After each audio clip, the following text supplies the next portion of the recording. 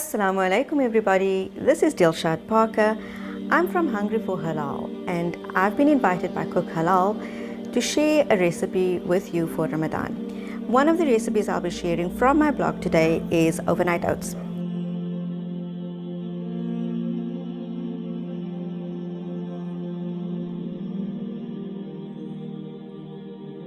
Which is an ideal dish to have for breakfast at Sehri time during Ramadan. So what we're going to do is I'm going to show you a basic recipe that will form the basis of your overnight oats, and then I will show you 3 variations of how to dress them up. But really you can dress up your overnight oats in absolutely any way you want to, as per your taste and as per whatever is seasonal at the time. So let's get straight into it. What you're going to need are these ingredients. So you're going to need a half a cup of oats, a 3/4 cup of coconut milk or normal milk if you don't like the taste of coconut milk.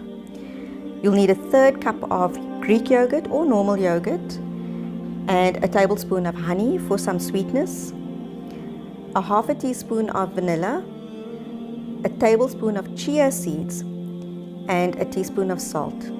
Now a little bit about the chia seeds. Chia seeds have become quite a trend in cooking nowadays, and it's quite similar to the sabja seeds that we as Muslim people are quite used to using, especially during Ramadan, because we're making faluda and we're always putting sabja seeds in it. Now chia seeds has similar nutritional value to sabja, but in fact even more nutritional value. The way it activates, it looks very similar to sabja because it swells when you put it into a liquid, and it's quite filling as well. So we're going to be incorporating the chia seeds into our overnight oats for that extra burst of nutrition. So let's get started. So I'm going to add my normal jungle oats into a bowl. Nothing special or different about it, it's just normal oats. I'm going to add 3/4 of a cup of milk,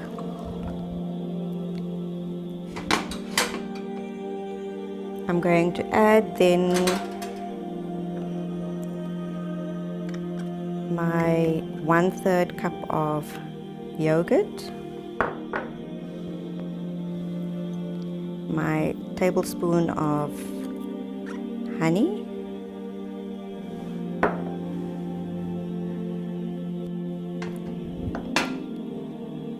half a teaspoon of vanilla,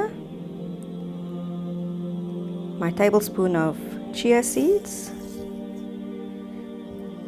and a little pinch of salt. Take a whisk or a spoon, whichever you're comfortable with, and just give that a little bit of a mix. You just want to get all the flavors together and get it into a nice creamy consistency. Now it won't really look like much once it's all mixed up. Creaminess only shows itself once it's stood for a few hours. Now the idea with overnight oats is that you have to let it stand for at least 4 hours, but as the name says, overnight is best for it to develop its flavors properly. So what you're going to need is a sort of a ladle that's going to allow you to put your oats into your jar, and you want to maybe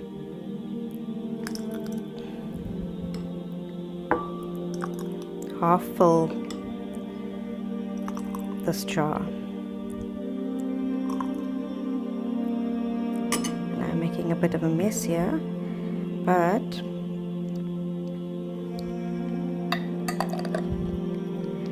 this can go into the fridge as is, and in the morning it'll be a little bit firmer, and you can add some toppings and so forth, which I will show you after we've taken them out of the fridge.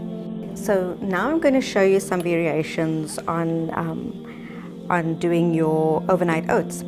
Some of the ingredients we're going to be using includes a range of fruit and some peanut butter and nuts and some seeds. We've got mango and kiwi here, which I will be using for one of the toppings. We've got apple and pomegranate seeds, which I'll be using for another. Here we've got your basic oats and yogurt and milk mixture, but without the chia seeds added. These are chia seeds that have been soaked separately, and we'll be layering up your overnight oats using the chia seeds and the fruit and the oats. So let's get to it. What I'm going to do is I'm going to spoon a bit of the oats and yogurt mixture into the bottom of my jar.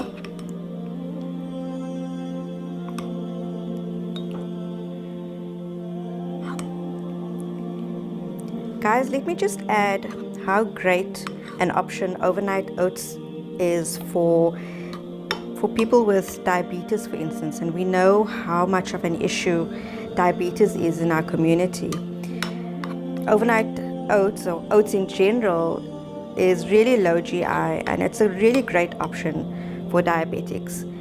And you need so little fruit. You can leave out the honey out of the basic mixture, and you can get your sweetness out of the fruit instead. So what I'm going to do is I've got a layer of the oats mixture here. Then I'm going to add a layer of chia seeds. You can see how gluey that has become, but it's great once it's all mixed up together and layered up. Mixed up afterwards, of course, once you're ready to eat. So this forms really interesting layers, and it's visually so appealing. And you know, we eat with our eyes first, so it's always great to look at something pretty before you actually dive into the eating part.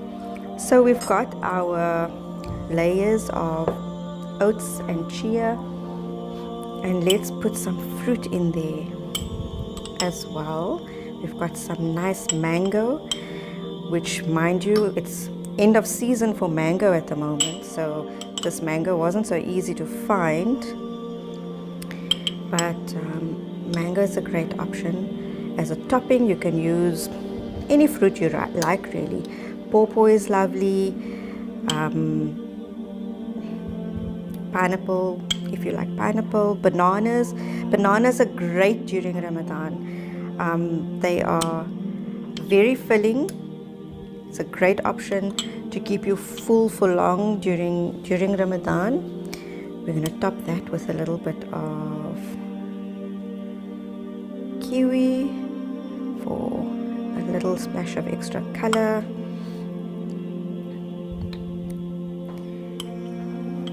And then you turn your lid on, pop it into the fridge, and we are going to leave this for a while, and then we're going to do a second jar.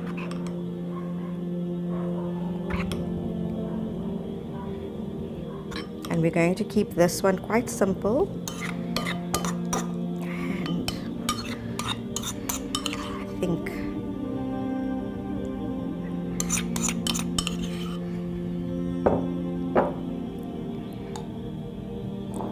okay, so this one we're going to add our layer of chia first. Let me not forget the layer of chia. We really want the nutrition burst that chia offers in there as well. Make it so that your layers are towards the edge of the jar, so you actually see the layers quite nicely.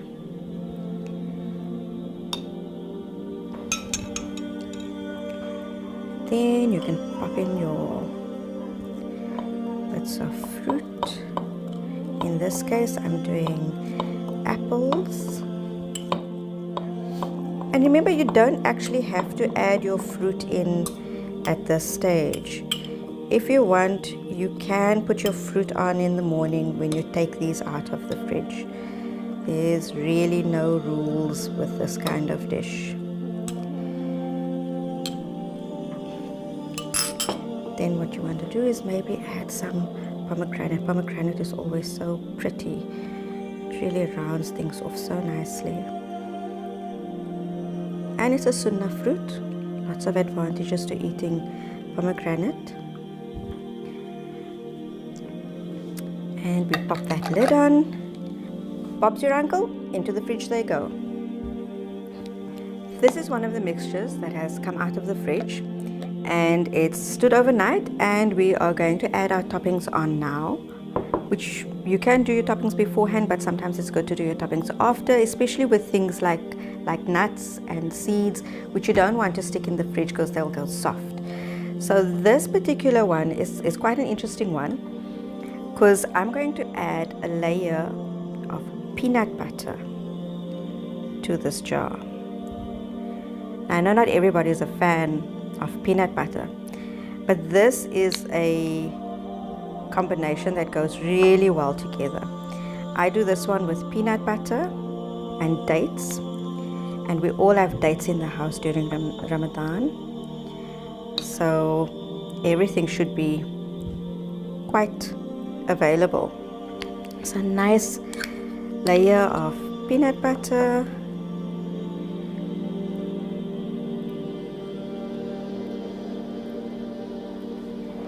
and then we're going to add some chopped up dates over that.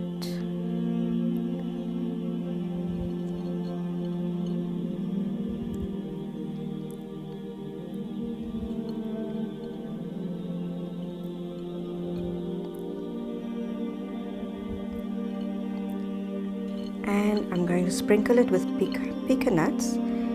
What's nice is also chopped almonds. Chopped almonds are really nice over this combination. And if you don't want to do dates, you can do bananas with your peanut butter. I personally love bananas and peanut butter on a whole wheat toast for Ramadan. It's almost my staple every other morning during Ramadan. So there you have it. Your overnight oats in a jar or in a bowl. Obviously it's going to be easier to eat this out of a bowl, but these are nice if you have to go to work in a hurry. You grab it in the morning and you go, and it's all ready and packed, and you don't have to do anything in the morning. You're literally taking it out of the fridge and it's ready for you. All the best for the rest of Ramadan. Assalamu alaikum wa rahmatullahi wa barakatuh.